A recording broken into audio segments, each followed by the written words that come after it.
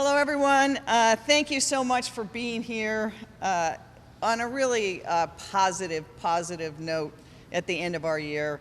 To announce once again another expansion of our Health One program, which is exciting and which has really been an important part of standing up new alternatives for public safety in our region. One of the best things about being mayor has been to be able to be at things like this, to meet the people who are actually doing the services for the people of the city of Seattle, to be looking at the innovations that we have. And today's a really exciting time for me. It's another really big step that our city is taking. Councilmember Herbold, thank you for being here. I know. She traveled, this is how important this is and how monumental for our city. Councilmember Herbold, who's chair of public safety, who is on what we call the accidental island of West Seattle, knows how important it is to get here for this because it marks such an important time for our city.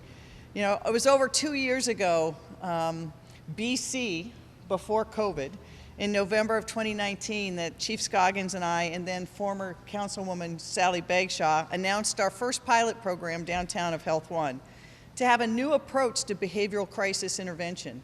You know, I had seen as mayor, as we looked at the data, there were so many calls for crisis intervention, when one of the only tools we had was to have police respond to that call when they came into 911. And police had such few remedies. They could either take a person to jail or take them to Harborview Hospital, when sometimes we needed a different approach. And so we created Health One to really have that kind of approach that's behavioral science based, and a medic and a social worker come. And they can spend as much time as they want to determine what is the right solution for that incident.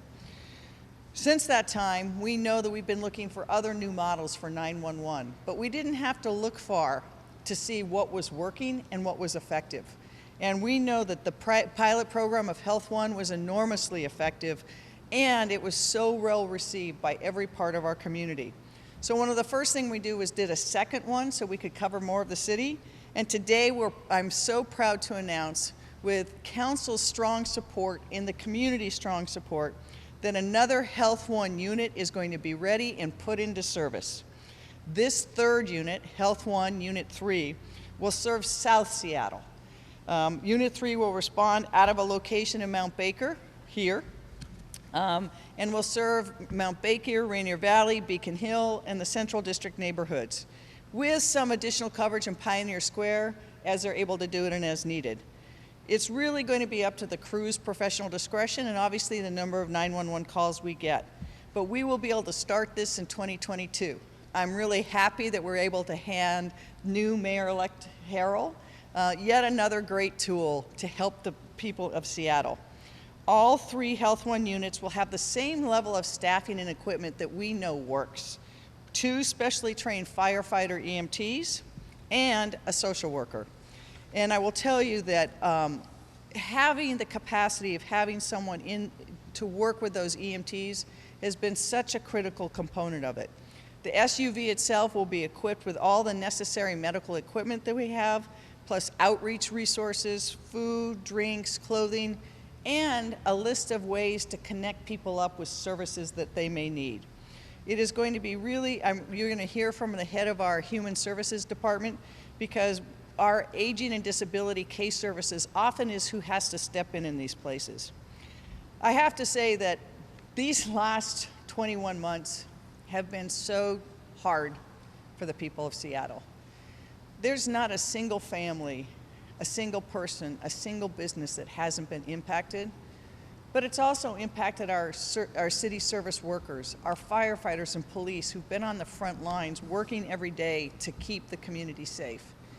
And I want to thank again Chief Scoggins for all the leadership that he has exercised during the pandemic, as we first had firefighters stand up, the first in the nation, testing of first responders for first responders.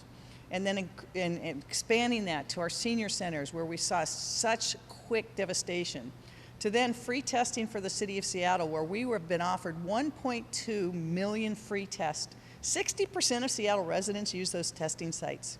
And then helping us stand up vaccinations.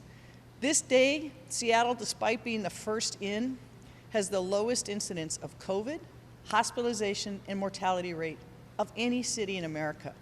And that's a testament to the hard work that city workers, including the fire department, the police department, our parks department, everyone working together to keep people safe. I also want to acknowledge for the firefighter family, they have suffered 2 heavy losses of friends and coworkers in the last month that have, on top of all the work they've done, has made it really challenging for them because they're like a family. And even through that grief, they pulled together to help those families, but never forgot about their service to the people of Seattle. So I want to thank them for that work too, and not lose sight of the great and remarkable things, positive things we're continuing to be able to do through the pandemic, including building out this Health One program. And with that, I'm going to turn it now over to Councilmember Herbold, who has a few things to say.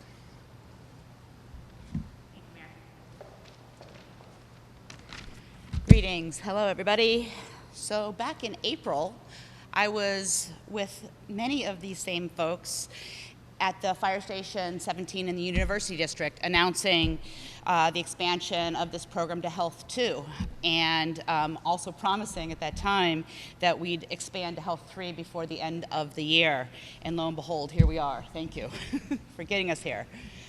Expansion to the 3rd unit is fantastic. When the mayor proposed the 2021 budget in September of 2020, she had included funding for the 2nd expansion, and the council in deliberation said, you know, we reached out to the fire department, we asked, do you think we could do a 3rd one? And lo and behold, we were able to do it, and it's really a testament to the work of everybody in the executive department, everybody in the fire department under the leadership of Chief Scoggins, and also the work of the Human Services Department to really work on creating those linkages with folks who have expertise in case management for this population of folks. And many thanks to Interim Director Kim as well for her help in getting that happening. This program is a really integral part of our crisis response and is needed more now than ever. So behavioral health calls can be redirected towards the folks who have expertise and are best capable of assisting individuals in need. As the mayor explained, the fire department previously responded to this sort of 911 call with a fully staffed engine, ladder, or aid car, yet only half the time did those type of 911 calls to fire department actually need that response at all.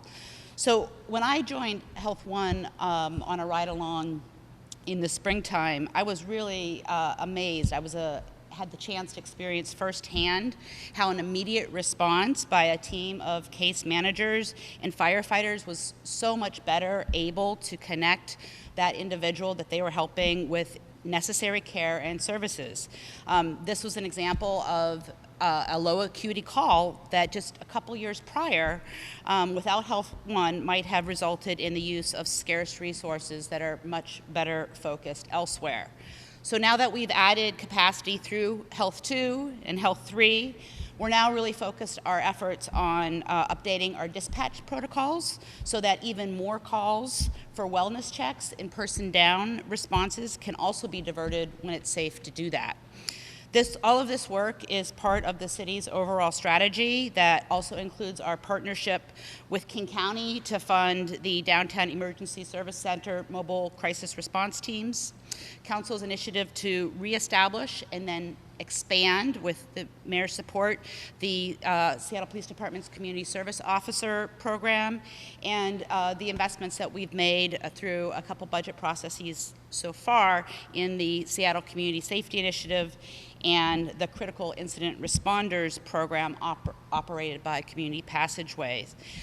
All of this work is really focused on monitoring safety in high-risk areas and responding to incidents of crisis and violence in partnership with local law enforcement. These are all really critical programs to get us closer in right-sizing our crisis response, so fire and police, at a time when their staffing resources are greatly reduced, so that they can actually refocus their resources to their core functions and reduce the chance of the combination of an armed police response, and individuals in the throes of behavioral health crises leading to tragic outcomes. And so again, I just want to thank everybody who's been working on getting us to this next stage. There's a lot more work to be done.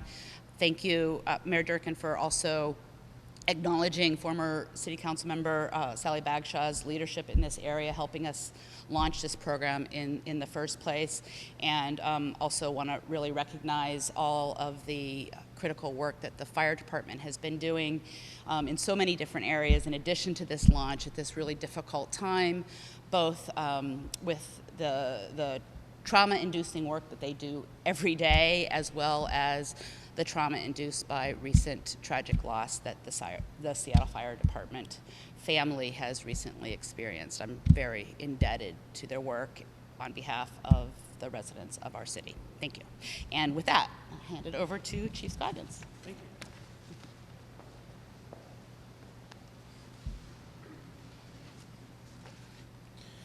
Good afternoon. My name is Harold Scoggins, Fire Chief of the Seattle Fire Department. I want to leave with a thank you to our mayor for her leadership and trust in the fire department and the partnerships that we've had along the way, and also for taking the time to acknowledge our loss. As the mayor mentioned, we've had a hard couple of months. We have had 4 of our firefighters pass away, starting in October with Lieutenant Willie Cababot, who passed away of cancer. And then just before Thanksgiving, Lieutenant Louis Badiola, who also passed away. And then you've all seen the search on the news of Deputy Chief Jay Schreckengoss, 31-year member of the Seattle Fire Department, and we honored his family this past Sunday. And then most recently, 1 week ago, yesterday, firefighter Matt Runty. All contributed so much to the department and the community, and just thank you to the community for all your condolences that we've received as a department. On Health 3, you know, it was in February of 2018, and I know John remembers this. We invited about 30 of our peer departments from around the nation to come to Seattle for a one-day conference. We wanted to understand what they were doing in this space, and we heard from chiefs from DC to Texas to San Diego to Utah, even to Vancouver, BC. And that's when, you know, we really started to put Health One together. And in November of 2019, we were actually able to launch that first unit. And it was as we expected. You know, it really helped provide a better service to the community. You know, this year here in 2021, we're tracking right now to run about 90,000 responses in the Seattle Fire Department. About 20,000 of those responses in the Seattle Fire Department are fire related. And then about 10 to 12,000 of those additional responses are ALS. So our medics go, they're the lead, they're the point, they're critical care that's needed. So about 55 to 60,000 calls are what we call BLS calls.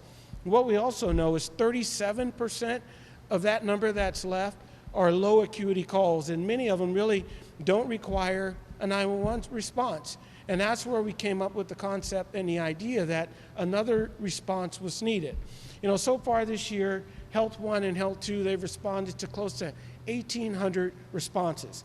Now this is pretty important to note because our BLS responses normally, they take about 17 or 18 minutes. Once we're on scene, that's how average time we spend on scene.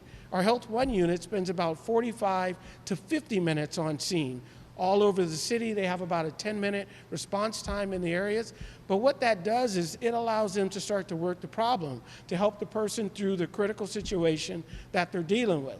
What we know is about 20% of those calls that Health One and Health Two respond on, some of those still result in an emergency department visit. And we have the resources, we have the aid cars and the medic units, so we're able to get them there. But the other 80% don't. 10% of those calls that they go on, they're able to get to a clinic, to a shelter, to a family member. So that's another 10% that we're getting to an alternative space. And then the balance of the 70%, they're really solving problems on scene. And that's really important for us. Sometimes people need a meal. Our team knows how to set up a meal delivery plan. Sometimes they need their prescriptions filled. Sometimes they need to reconnect with their care providers. Sometimes they need an appointment set up for the next couple of days. 70% of the time, those are the problems that they're solving on scene. So those calls don't result in a 911 call.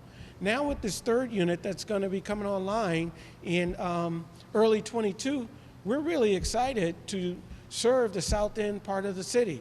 What we know now is every one of our aid cars in the city and every one of our fire engines in the city has made a referral to Health One. That's pretty significant. That's the fire engines in West Seattle, in North Seattle, in the U District, all over the city. Our resources are calling for Health One to help them work a problem. That's pretty important. But we know some of the fire stations that call them the most, Fire Station 30 right here, we're here today, Fire Station 6 in the Central District, and Fire Station 28 down on Rainier. So it makes a lot of sense that we're putting our third unit right here in this district. So we're really excited about the potential of the program and how it continues to grow and how we look forward to continuing to grow in it, because we know that when we get the right people on scene that have the time to work the problem, then we can help solve the problem.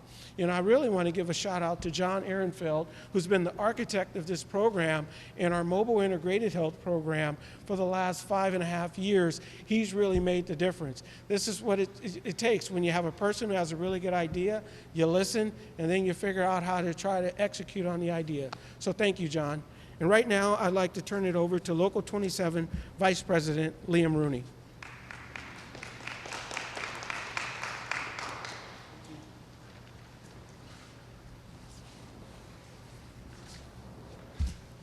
Hello, everybody. My name is Liam Roane. I am a 14-year veteran of the Seattle Fire Department. I am assigned to Ladder 3 in the Central District, which covers this area. I'm also a member of the Mobile Integrated Health Unit, as well as Vice President of Local 27.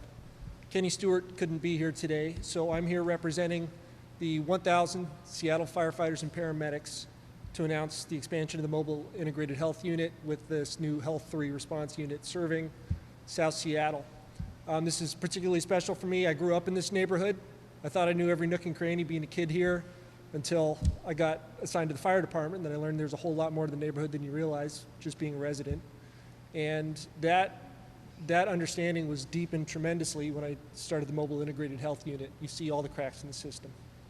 I want to thank Mayor Durkan for her leadership in making public safety a priority and her role in Health One program. I also want to thank Chief Scoggins and John Ehrenfeld for their continued management of this invaluable program. But mostly, I want to thank the Local 27 firefighters and the social workers that work with us, providing this service, being the boots on the ground with our most vulnerable citizens, day in and day out. We describe low acuity as non-emergent, but that doesn't mean there isn't a great need. It's very difficult work, and it requires a very scrappy tenacity that we found in the social workers and they found in us that's built a very effective partnership dealing with this, dealing with these problems. Health One addresses low acuity responses and connects individuals directly with the services they need so that we firefighters in operations can focus on fire suppression and being available for heart attacks, car wrecks, and all other manner of time-critical, life-threatening emergencies that require the skills, equipment, and staffing we provide. This is a solid common sense program that is extremely effective. Firefighters have been on the front lines dealing with people suffering from mental health issues, homelessness, and addiction since this crisis began. We have a unique perspective on what's needed and what practical solutions are. Because we respond 7 days a week, or 52 weeks a year, wherever people are, whenever they need us the most. We meet people where they are and provide professional, respectful, and culturally competent care to help solve their problems. We are excited that Seattle is expanding the Health One program because our city needs to lead with common sense initiatives that prioritize public safety, deliver appropriate, effective services to the people that need them, and the Health One program is an integral step in doing that. And I also want to thank Mayor and Chief Scoggins for mentioning our members of our firefighter family, Local 27 members and 2898 members who we've lost recently, namely Willie Cababat, Louis Badiola, Jay Schreckengost, and most recently my friend Matt Runty. So with that, thank you everyone, and I'd like to pass it over to Health and Services Director Kim.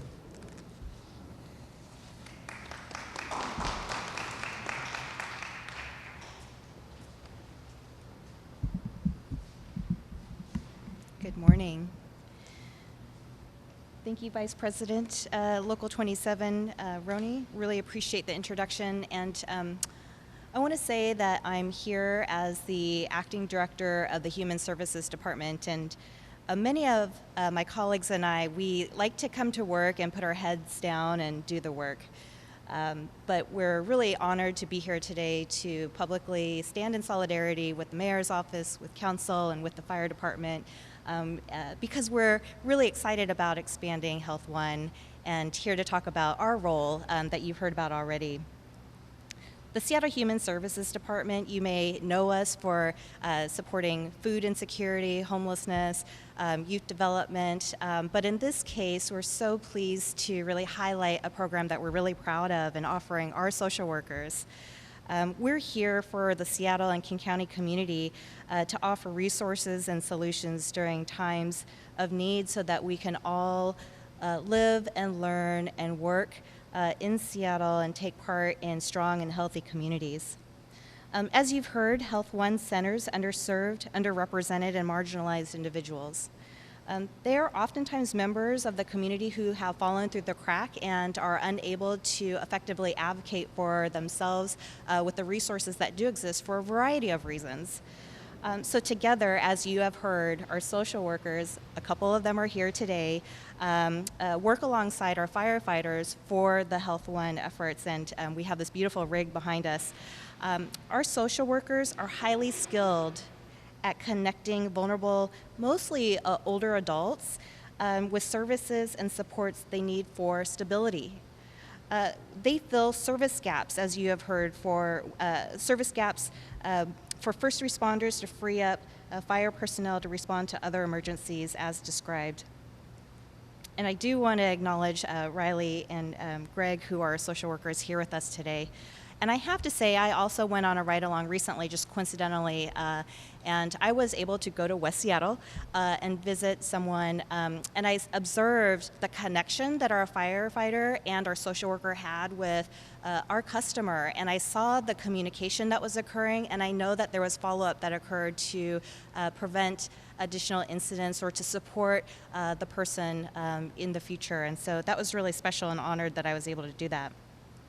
Health One's emphasis is on communities that are more likely to experience disparities in healthcare, social services, and other social determinants of health. And you know the city of Seattle cares very deeply about racial equity, and those disparities persist. Some stats. Chief Scoggins went over a lot. I'll offer a couple more. 95% of our clients are on public insurance or are uninsured. 95%. With an average client age of 61, Health One crews are more likely to serve older clients who may struggle with mobility, setting up appointments, and securing in-home care. All the things that we need in order to prevent that next incident. Health One disproportionately serves Black, African American, and American Indian Alaska Native clients relative to our city's overall population. So again, disparity. As mentioned, many of our clients are experiencing homelessness, about 50%. Of the other remaining 50%, many are formerly homeless or they're experiencing unstable housing. They're housing insecure. And finally, 60% of the mobile integrated health team's clients are reported to Adult Protective Services as vulnerable adults. And so bottom line is that this work is very important. We're doing the critical work. It is very smart, effective, and also it's the heart work of the city. And so with that, on behalf of the Human Services Department, we're just pleased to be here and say that we're here in solidarity with the Fire Department and really honored to continue supporting the collaborative work as we grow in the future. So thank you. And I believe we're back to Mayor Durkan.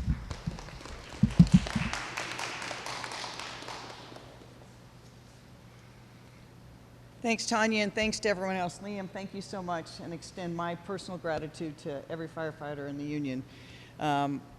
Look, Before I open up for questions, I just want to say again this exemplifies what good teamwork and collaboration looks like.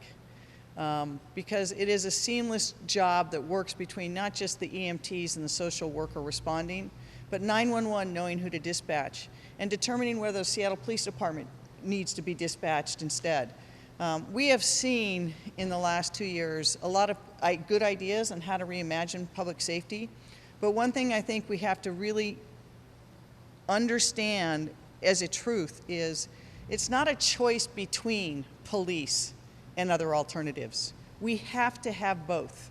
And this gives us another tool in our arsenal where we can have somebody roll to a scene that can take the time that Chief Scoggins has said just to see what's going on a human dynamic. What does a person need?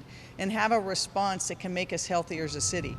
And it works together with all those other investments, including the ones Councilmember Herbold's mentioned, to really invest in a healthy, resilient community. Because in the long term, that is what provides us public safety. Having access to health care, to good pre-K, to good education, to educational opportunity, to employment opportunity, to affordable housing. All of those things have to work together. Working with this, you hear the statistics on how many people that we have to serve in this space are experiencing homelessness. And in the last 4 years, I'm so proud of the work we've done with the Office of Housing, with our service providers and other, that we've done $2.5 billion in affordable housing, 7,600 new units, greater productivity in affordable housing than any other time in Seattle's history. But yet we know it's not enough. So all of these things have to work together, and I'm enormously thankful to the firefighters who are here and across the city, and also to the Seattle police officers who every day are responding to the calls that they have in great numbers too. Any questions? How much of everything right now here, what's the percentage of the homeless population?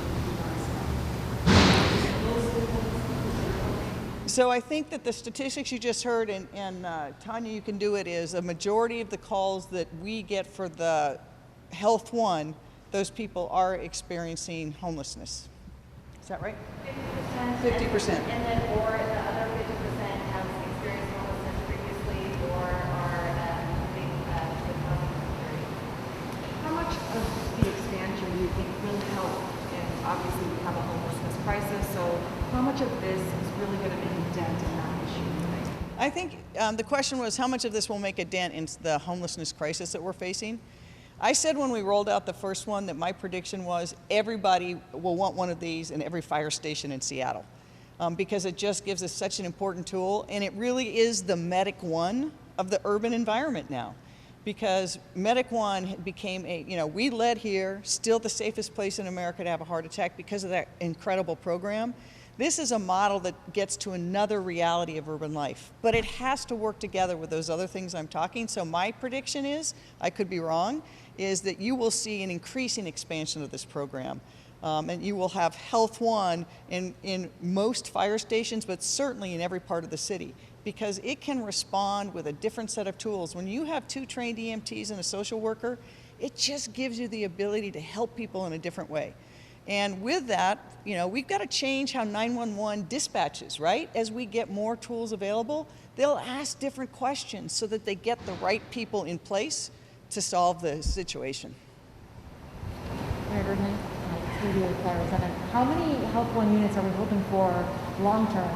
And also, we know there's a shortage of mental health and social workers, of course. Do you anticipate that might hinder the ability of the city to expand Health One further? Great. So the question was, how many do we anticipate having? And with the shortage of mental health care workers and social workers, will that be an impairment? First, again, I believe we need many more of these. And I think that they will be an integral part of what a public safety response looks like, not just in the future of Seattle, but the future of every urban environment. So I think you will have these throughout the city. And of course, we are both Health One and all of the things we're doing that require either mental health workers or trained outreach workers, those people have been overtaxed too. It has been extraordinarily hard in that sphere. But I think that working with the Department of Human Services and the fire department, success makes people want to come. And I urge you to talk to the social workers because they can see the good that they're doing, and that's, people want to be able to contribute. So I think, one, obviously we got to pay the right wages, we've got to recruit the right people, get them the right training, but I think this program is so invaluable and will be one that people look at as really a gold standard, that itself will be something that will attract people to do it. So Governor Inslee yesterday held a press conference addressing homelessness, and he's proposing a really big budget for it. Is there something about his plan that you specifically support that could make a bigger dent in homelessness that we haven't seen? Yep, I can't be more enthused about what the governor proposed. At the end of last session, we saw the money that they got from the CARES Act and worked with the governors to try to see if we can get the legislature to appropriate it last year, and they couldn't. So I think that the governor has acknowledged this is a statewide issue. I signed a letter together with the mayors from all over the state, Spokane, Vancouver, Bremerton, asking the governor and the legislature to act. That money, we know it works. We've had it here in Seattle, the rapid acquisition. If we can buy a building that's already constructed, we can put it to use more quickly to help people. We cannot scale it alone. Seattle can't shoulder this problem, so the Regional Homeless Authority and the state and the federal government need to play a big role. So I'm hoping that the legislature takes it up as one of the first things they do. They don't wait till the end of the session, and then they say that we have to do this just as a start, because this is so important to the health of Seattle and every city in Washington state. And I have a quick follow-up too. Councilmember Herbold and Mayor, you mentioned a little bit about how, this means SP doesn't need to respond to certain calls. We have seen some responsibilities being shifted out of SPD. Does this also kind of signal a continuation of that, of some responsibilities no longer needing to follow under SPD's branch? So we may have different answers to that. I think they augment each other. And we have been innovating since I've been mayor and before this. What are those areas where we can transfer responsibility or have a different? What it does not do is reduce the need for police. In order for Seattle to be safe, we need deployable officers in the range of 1,400 officers if we want to serve all of Seattle 24/7. But we don't want to have to just have police respond. We want to have more tools, so I think this gives us, together with some of the things that Councilmember Herbold said, is, we've got our violence interrupters like Community Passageway. We're working together with some of the parents of murdered children who've lost children so they can be a better voice. We're working with our school system. We're doing all of those things working together to really invest in community at the root level. And at the end of the day, then hopefully we will have, the ability that an armed police response isn't the only response. And I think if you talk to many police officers, they will tell you their job has changed. If you look at the number of crisis intervention calls that our police handle on just a daily basis, that's not the best use of them, and it makes their jobs inordinately more difficult. And so if we have something like this to respond, it's a win-win for everyone. Yeah, I agree wholeheartedly. It's both and in addition to Health One, we're working with the executive departments in the fire department and standing up a third option, which is referred to colloquially as Triage One, and that's for the person down and wellness calls. We're working on standing that up and working together with the police department to identify other calls that they agree that they don't need to respond to. And just a follow-up to your earlier question, the council has asked for a report from the executive mid-year 2022 on an additional expansion to a 4th and 5th unit. So there you have it. Thank you very much. I want to appreciate everyone. Again, want to thank the chief. And I want to call out John because it's the last time we'll be together. It's sometimes not an enviable thing to come to the office of the mayor. Because I started talking to the chief about what can we do that's different, and he said, we have an idea, let's come make a presentation. John had thought through it. He'd used the data, he thought about what the response would be, he talked to the people in the field. We wouldn't have this program if we hadn't had that kind of thoughtful approach on solutions base. And I have to the people in Seattle should be so proud that John's not alone. We got a lot of Johns working for city government who every day are thinking about how do we do it better. But for this particular topic, John, I want to thank you.